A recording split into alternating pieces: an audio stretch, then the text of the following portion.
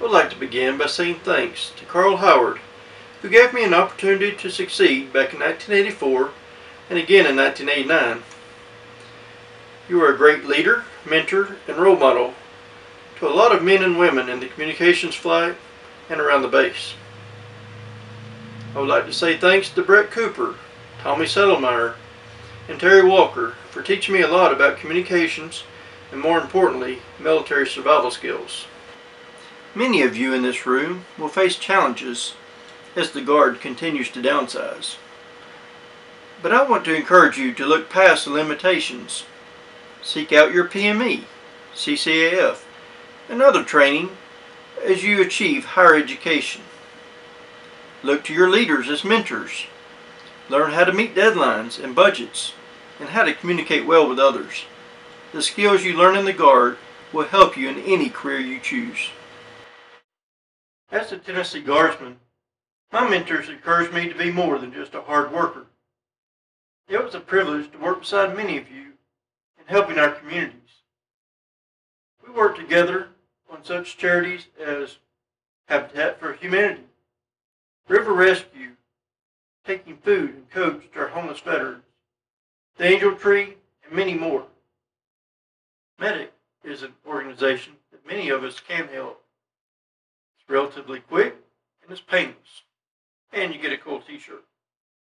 Medic needs 350 pints of blood a day, and since we are fit to give, I encourage each of you to give as often as you can. No matter which charity you choose, our community is counting on you to be the leaders of your generation. Lead with the Air Force core values of integrity first, service before self, and excellence in all that you do. I would like to take just a minute to share my testimony with you. In the fall of 2004, my wife and sisters went to Cleveland for a ladies' retreat. On the third day, my wife called and asked if I would come down and join her for the last night of service. Well, I had lots of excuses why I couldn't go down there on a Sunday night. But resistance is futile. Connie drove all the way back to Maryville and ensured that I went to church with her. After the service was over, we tried to slip quietly out the back and start our long-term home. But I wasn't there by accident. Before I could get out the door, the preacher, who I hadn't met before, called to me and asked if I would come back to the front. He said before I left, God was wanting him to tell me something. He said that trouble was going to be coming to our house, but God was going to see us through it. He said that God was going to prove that he could do more than I thought he could.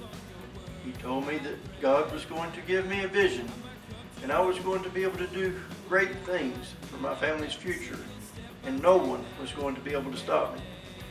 And people were going to wonder what happened to this man.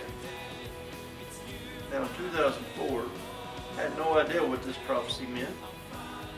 We didn't have any problems and didn't see any in our future. But in 2007, troubles did come that I couldn't solve. But I held to this promise that God was going to see us through it. I had friends encouraging me, and I was able to act upon the vision that God had given me. We faced many roadblocks along the way, both legal and financial. But God always sent someone to help open the doors.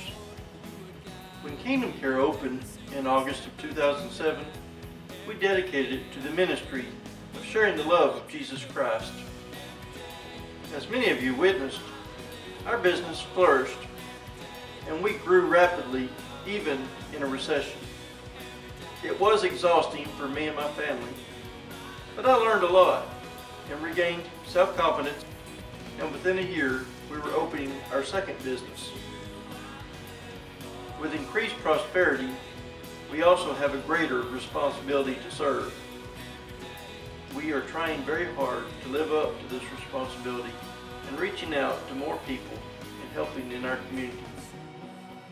We are now entering our 4th year of business, and God is again opening doors for us to start another daycare center. There are a lot of people to thank for this success, including many of my friends and family that have come here today. You offer you my thanks. But it is God who gets the highest praise today for all that He has allowed us to do. No matter what happens in my future, I know that God has never let me down, and He never will.